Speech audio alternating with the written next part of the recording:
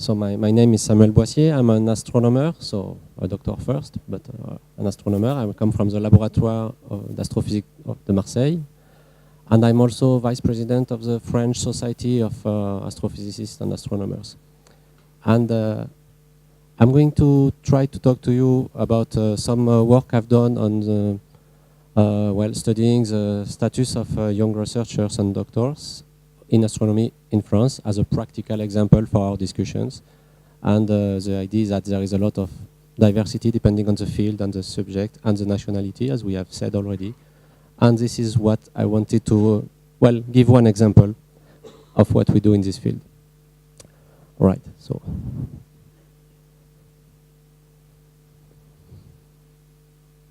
Yeah. So I wanted to start with something light. So about the national perception of the doctor title, as you know, it's different depending on the countries, and I try to illustrate it by two snapshots from movie and TV shows. One from the USA, it's called The Big Bang Theory on the left. So it happens that some of the characters in this TV show are astronomers too, which is funny for me. And in this show, 4 persons are the main characters, and as you can see, 3 of them are doctors and 1 of them is not, and they make fun of the one who has no thesis, right? They make joke on him. They say he's only an engineer, and this is a joke that is very hard to translate in French, because, all right? And actually in French, this is a snapshot from the movie On connaît la chanson, where one person is preparing a thesis, and I don't think she appears like a very enthusiastic person or on a very positive side, since some other person asks her, okay, so but who is interested in what you do? And she answers just nobody. So I think it's, that's the difference that we have between countries. So now I'm going to say a few words about the astronomical context. I keep on with some light stuff before the heavy stuff afterwards. So those are comics that illustrate how we are perceived by society, I think. So on the left, there is some astronomers who are observing at VLT. So that's one of the major facilities for observing in astronomy. So it's the biggest telescopes. So it's a very, actually the cartoonist knows something about astronomy in this case. And well, despite that, despite using one of the biggest telescope on Earth, you can see that they are not very serious about it. And maybe I'm not very serious too, but astronomers are serious generally. So, sorry. Okay, so I'm lost. Okay. Okay, on the right is another cartoon, and it's just to say, in both cases, you see, we have an eye at the telescope, and that's the idea in general, that we just spend our time looking in a telescope, which is not true at all. And very often, we are also associated to aliens, UFOs, stuff like that. And when it's not astrology, so, well, anyway. Okay, so those are cartoons, but in the bottom here is some stuff that happened in a real job interview by a person that did this thesis at the same time as me. And he was saying to the people that interview him for a job, yeah, I did a thesis on the atmosphere of Mars. And the people in front of him was just like, Mars, the planet I've seen on TV? So if he had done a TV reality show, he would have been in almost an as good position. So that's kind of sad. But that was some time ago, so.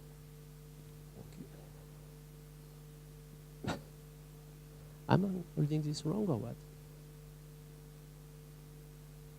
Okay, so sorry about that. So that was the perception of astronomy by people in general, but let's go back to the real world. So thesis in astronomy is a list of things that I put here. So first, it's a competitive selection because astronomy is a field that makes dream a lot of people. There is a lot of amateur astronomers that look at the sky and then they may want to do that for their life. So there is a lot of pressure actually, and since we only do a thesis when you have funds for it, it's quite a competitive selection to start for. Then it's 3 years of intensive work, usually not at the telescope or very little.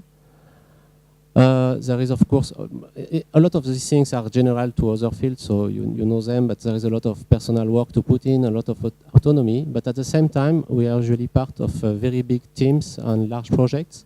So here I quote the Euclid project, which is a satellite that is being in construct right now, and it's the biggest project in cosmology, and there is 1,000 researchers working in it for it in all Europe. So you can imagine that it's a lot of organization and of teamwork. So in this context, there is deadlines, there is rules to follow. You cannot program in any language you want, and so on. There is also some flexibility. Sometimes the boss tells you, "Oh, I need some slides for the presentation tomorrow," and well. And of course, very international context. So you can imagine that teams like that are not only in France. So we work in cooperation. The telescopes I was speaking about are owned by a European agency, so our everyday life is in English. Of course, when we are in a French lab, we have to speak French anyway, because there is some administrative things to do. Usually, doctors in astronomy, they speak at least these two languages when they have done a thesis in France, and very often they actually visited many other countries. And many often they are foreign themselves, so they know their own language. So it's really not uncommon that a doctor will speak at least 3 languages quite well. Okay, so we have, of course, a lot of communication, like writing articles. In most universities, I think it is compulsory to have written one paper in one of the major journals. So, and they are in English also, by the way.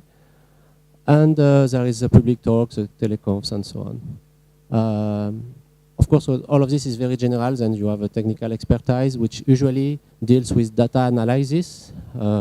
So we are really in a world of large data in astronomy. Our telescopes collect terabytes of data. It's terrible. And there is a lot of image processing too, of course, because, well, we collect images and we have to analyze that. So those two fields are actually very competitive skills in today's world of Google, internet, and everything. And despite that, I don't think doctors in astronomy are recognized for them. They are more recognized for aliens and all of this. Okay, so this is a kind of unrealistic image about, yeah, I go wrong, but now I understood, so it's okay. I will not do it anymore. A few elements about how many doctors there is in France in astronomy. So we have about 300 students at any time in our labs for about 800 researchers. So it's a very important workforce. Of course, they also learn, so it's not just producing results, right? They are also here to learn, acquire skills, but still it's very important. And I wanted to say that during the period since more or less year 2000 that I've been studying, the number of PhD awarded has increased. And there is some reason for this increase. First, we are encouraged to have students to progress in our career, to get grants, also to have work done, because we have other things to do, like administrative duties, everything. And also because it's a general experience, of course. And in the last years, we have been an increasing source of funding which are possible, like the ERC, ANR, the LabX, and all of these things that have given ways to have more students. So we did increase the number of students. In the same period, so yeah, during this period, it has been increasing by, at least 1 or 2 per year, I would say. So you have to accumulate over the time. Each year, 1 or 2 more. And in the same period, of course, the number of positions in academia has been quite stable. So this is what is shown in this slide on the right. There is a diverse type of jobs that you can have in France in professional astronomy. You can look at the green line, which is the basic level at CNRS, for instance.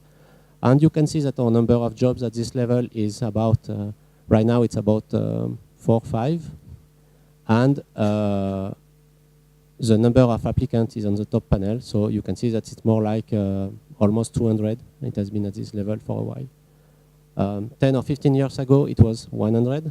So you can see here that there have been a really increase of the people which are trained to be astronomers, but who cannot get a job. So first, when you have such a large pressure, you have to admit that luck plays a role, and I think some people start to admit it. And it means also that people have to, doctors in astronomy, eventually have to change job at some time. However, after a thesis, you do postdocs, as we have spoken about. And if you want to have your chances in this field of astronomy, you have to do several postdocs, because the average age at which permanent jobs are given is 5 or 6 years after the thesis. Sometimes it's more than that. So it means if you are a doctor and you want to try your chance in academia, you have to wait at least this time.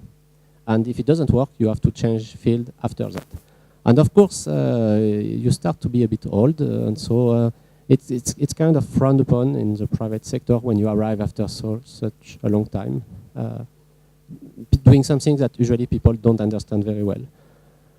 So the question is, a lot of doctors have to switch career when they are in their 30s or older, and do the doctorate as we do it, prepare them well. I'm not completely sure. So to try to know a bit about that, I've performed a study a few years ago. So this is, I'm going to show a few results of this. So it was a poll that was addressed to everybody that had defended a thesis in astronomy in France. I got 200 replies, so it's not huge with respect to the number of people who have a thesis, but anyway, it's still relatively interesting. Among them, some people have permanent jobs, some people are postdocs, and some people left astronomy. And what is interesting is to look at the differences between these subgroups. So I'm going to illustrate a few results. Many more are on the web page where you had this thing. So these three categories are on the left, the middle, and center. So the permanents in academia are on the left, and the one who left the field are on the right. The postdocs are in the middle. Here you can see some diagram about first the gender issue. So by this I mean that we actually in astronomy we were in a relatively favorable field where there were a fraction of women that was quite high in the permanent positions. And I have to say it's decreasing right now, so it's not very positive. And you can see that because you can see on the right that the people who left the field, there is 30% of women, and people who are in the field, there is only 20. So those are only the people who replied. So the differences are not completely significant, but it's a real trend that we have less and less women that are hired right now. So the situation is getting worse, which is a very bad sign. Other questions that I asked in this poll was, first, do you regret to have done a thesis? And the good news is that almost nobody regrets his doctorate experience. That shows that it's a good experience, right? Even people who left the field, the large majority of them have no regrets about it. Despite that, a lot of people actually will not advise a student to do a thesis in astronomy right now among the doctors. So it means that the situation is really not so great. And people have no regrets, but at the same time they say that the doctorate, for instance, if they have left the field, they say that their doctorate experience is not very useful for what they do. So that probably reflects this. There is a feeling of a loss of time, I guess. And this is what is illustrated by the bottom panel. And you can see it, people who left astronomy, the majority will not advise to do a thesis. And even if the people in astronomy, it's half-half, so it's not very encouraging, this. And we have to change that.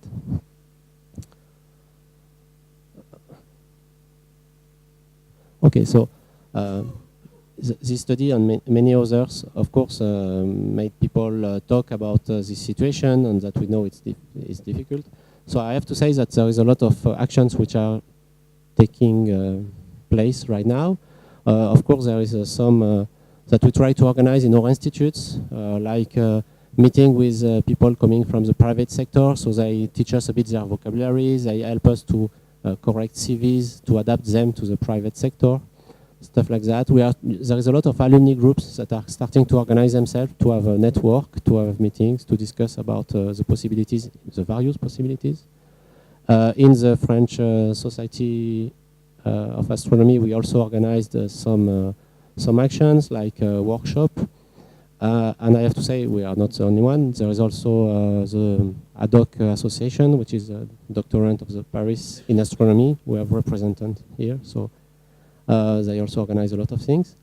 And And of course, also today, I have to thank the organizer for what they do today. That is also, of course, very useful. Right. So I just wanted to show you that, and saying that the doctorate in astronomy provides a very interesting experience. It's a big force for astronomy, but the future of doctors is still very difficult. There is a massive overproduction of doctors, and as they are really not well prepared to the cultural shock from academia to the private sector. And this is from talking with students or young researchers. Of course, there is also the problem that the private sector disregards the thesis in general in France, and they don't know the reality of astronomy. So those are two problems. And the other problem is this long wait you have before the permanent positions that is not very well understood by other people, and that also contribute to the problem with gender that we have seen at the beginning. So I think some action have started, and more are needed, especially to improve, well, first the image of the doctorate in French society and in general. So thank you for contributing by being there too. Thanks.